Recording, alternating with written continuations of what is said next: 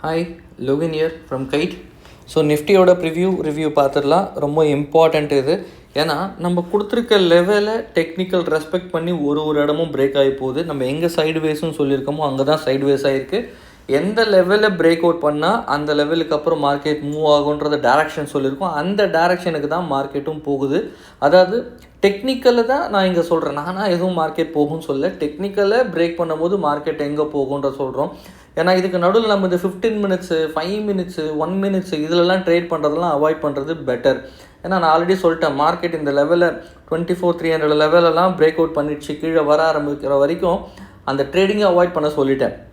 இப்போவும் மார்க்கெட்டில் லாங்கு போகிறவங்க அவாய்ட் பண்ணிவிட்டு மார்க்கெட்டில் 24,300ன்றது ஒரு பெரிய சப்போர்ட்டு. ஏன் பெரிய சப்போர்ட் அப்படின்னா, ஆல்ரெடி மார்க்கெட்டில் பார்த்தீங்கன்னா இந்த ஜோனில் உங்களுக்கு மார்க்கெட் ஆல்ரெடி லாஸ்ட் மந்த் ஒரு தடவை வந்திருக்கு. ஓகே, நல்லா புரிஞ்சுங்க. லாஸ்ட் மந்த் அந்த ஏரியாவை 24,300 ஏரியாவை டச் பண்ணிட்டு தான் மார்க்கெட் ட்ரெண்ட் ரிவர்சல் எடுத்து ஒரு 1300 பாயிண்ட் கிட்ட மேலே ஏறுது.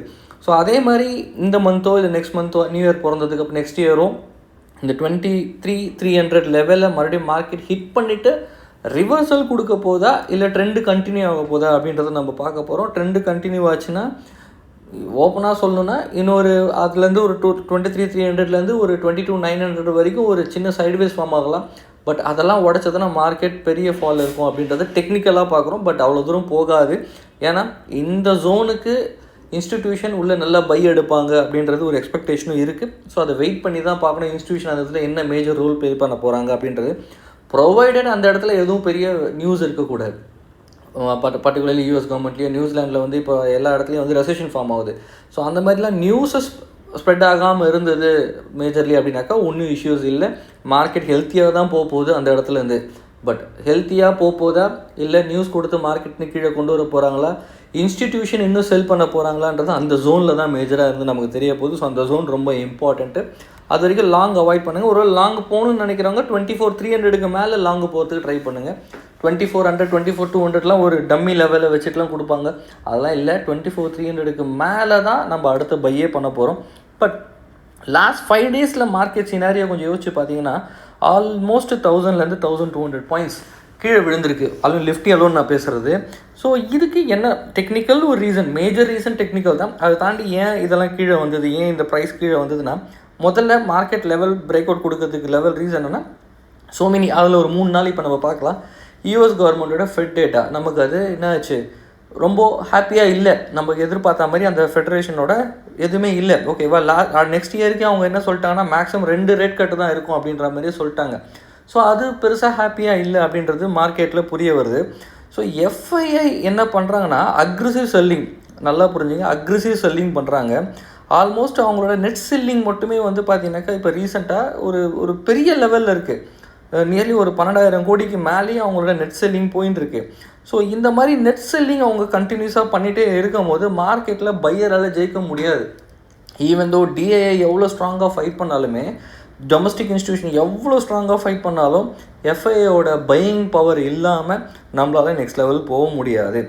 மேஜராக தேர்டு பாயிண்ட் என்ன அப்படின்னா, நிஃப்டியோட வேல்யூவேஷன் நல்லா புரிஞ்சுங்க. நிஃப்டி நார்மல் ப்ரைஸை விட 10 டைம்ஸ் ஜாஸ்தி ட்ரேட் ஆகுது அப்படின்றது எல்லாருக்குமே ஒரு தெரிஞ்ச விஷயம். அதாவது எக்ஸ்பென்சிவ் வேல்யூவேஷனில் இருக்குது நிஃப்டி, நல்லா புரிஞ்சுங்க. அதனால் அந்த வேல்யூவேஷன், அந்த கேப்பை ஃபில் பண்ணுறதுக்கு மார்க்கெட் கீழே வரதான் செய்யும். அந்த மார்க்கெட் கீழே வரதுக்கு ரீசன் அதை நான் ஆல்ரெடி சொல்லிட்டேன், இன்ஸ்டியூஷன் தான். பட் அந்த கேப்பை ஃபில் பண்ணுறதும் அவங்க தான் பண்ணுவாங்க, நல்லா புரிஞ்சுக்குங்க. ஸோ அந்த கேப்பையும் ஃபில் பண்ணணும். மார்க்கெட்டில் நீங்கள் 20 இயர்ஸ்க்கு முன்னாடியோ 10 இயர்க்கு முன்னாடியோ ஹிஸ்டாரிக்கல் டேட்டா எடுத்து பார்த்தீங்கன்னா 18%, 19% அப்படின்றது இருந்தது. ஓகேவா, இப்போது அதெல்லாம் தாண்டி ரொம்ப ஜாஸ்தி இருக்குது. அதாவது நியர்லி 20x கிட்ட இருக்கும். நம்ம அப்படி போகக்கூடாது. ரொம்ப ஃபாஸ்ட்டாக போகிற மார்க்கெட் இது. அப்படி ரொம்ப ஃபாஸ்ட்டாக போச்சுன்னா நார்மலாக ஒரு கரெக்ஷன் வர மார்க்கெட்டுக்கே நமக்கு ரொம்ப பேனிக் ஆகும். அதாவது 10% மார்க்கெட் கீழே விழுந்தாலே என்ன சொல்லிவிடுவோம்னா, மார்க்கெட் அவ்வளோதான் சொல்லிவிடுவோம் நம்ம. பட் இது கண்டினியூ ஆகி 26,000, 27,000, 28,000லாம் போயிருந்ததுன்னு வச்சுங்களேன், மார்க்கெட் கரெக்ஷன் ஆகாது, நல்லா புரிஞ்சுங்க, ஃபால் ஆகிடும். பேரிஷ் மார்க்கெட்டாகவே ஆகிடும். கரெக்ஷன் வேறு, பேரிஷ் வேறு. கரெக்ஷனை சமாளிச்சிடலாம், பேரிஷை சமாளிக்க முடியாது. ஏன்னா 20%, 25% வரைக்கும் போகலாம். இன்னும் அந்த மாதிரி டைமில் இந்த மாதிரி ஒரு பேட் நியூஸ்லாம் வந்ததுன்னா டிப்ரெஷன் கூட போகும் மார்க்கெட்டு. ஸோ அதனால தான் நிஃப்டியோட valuation it is a very high. அந்த வேல்யூவேஷனோட கேப்பை ஃபில் பண்ணுறதுக்கு தான் இதெல்லாம் பண்ணுறேங்க. 4வது, எஸ் நம்ம ஆஸ் யூஷுவல் பேசுகிறது தான் டெக்னிக்கல். ஸோ டெக்னிக்கலோட நீங்கள் டிஎம்ஏ லெவல் எடுத்து பார்த்தீங்கன்னா கூட உங்களுக்கு புரியும். 200 டேஸோட மூவிங் ஆவரேஜை கால்குலேட் பண்ணி பார்த்தீங்கன்னா கூட நமக்கு தெரியும். That is a strong area. ரொம்ப இம்பார்ட்டன்ட் லெவலில் தான் நம்ம ஒரு ஜோன்லையும் கொடுத்துட்டுருக்கோம். ஸோ இந்த மேஜர் ஏரியா எல்லாமே மார்க்கெட்டு கன்சாலிடேட்டடாக ஒரு ஏரியா கரெக்ட் பண்ணி நிற்கிற இடம் தான் 23,300 நவ். அந்த 23,300 மார்க்கெட் உடைக்காத வரைக்கும் நமக்கு எந்த பிரச்சனையும் இல்லை. உடைச்சாலும் பிரச்சனை இல்லை, ட்ரேடர்ஸ்க்கு எந்த பிரச்சனையும் இல்லை, எந்த லெவல்லையும் ட்ரேட் பண்ண போகிறீங்க, அவ்வளோதான்.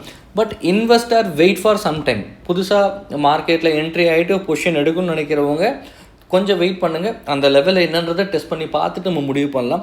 ஆல்ரெடி பொசிஷன் எடுத்துருக்கவங்க டோன்ட் வெரி, மார்க்கெட் பேரிஷ்க்கெலாம் போக போகிறது இல்லை, நல்லா கொஞ்சம் டிப்ரெஷனுக்கெலாம் போக போகிறது இல்லை. இப்போ அதனால் மார்க்கெட் ட்ரெண்ட் ரிவர்ஸ் ஆகி மேலே போயிடும்.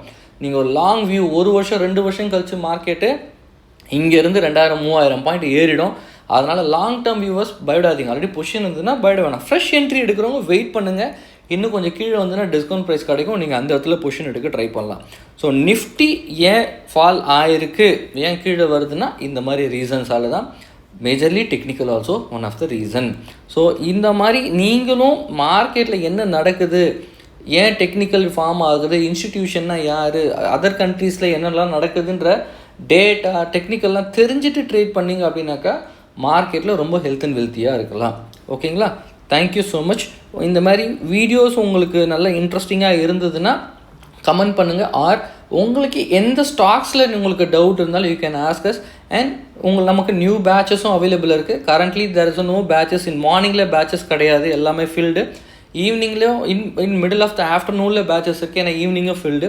அப்கமிங்கில் உங்களுக்கு ஏதாவது பேட்சஸ் வேணும்னா ஆஃப்டர்நூனில் மட்டும் வேணும்னா யாராவது எங்களுக்கு பிங்க் பண்ணிங்கன்னா அதுக்கு எங்கள் டீம் உங்களுக்கு கோஆர்டினேட் பண்ணுவாங்க. Thank you so much.